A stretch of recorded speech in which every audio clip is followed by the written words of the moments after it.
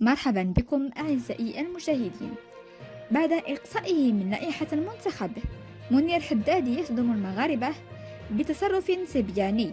قام الدولي المغربي منير حدادي باستبدال صورة بروفايله في موقع التواصل الاجتماعي انستغرام بعد عدم استدعائه للقائمة النهائية الخاصة بالمونديال، من صورة بقميص المنتخب المغربي إلى صورة بقميص فريقه الحالي ختافي الإسباني.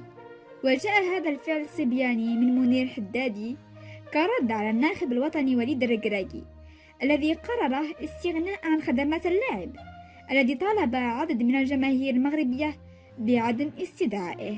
وأعلن وليد الركراكي مدرب المنتخب الوطني لكرة القدم عن قائمة أسود الأطلس التي ستشارك في مونديال قطر، والتي شهدت غياب عدد من اللاعبين الذين تعود الجمهور المغربي على مشاهدتهم في الأشهر الأخيرة مع المنتخب.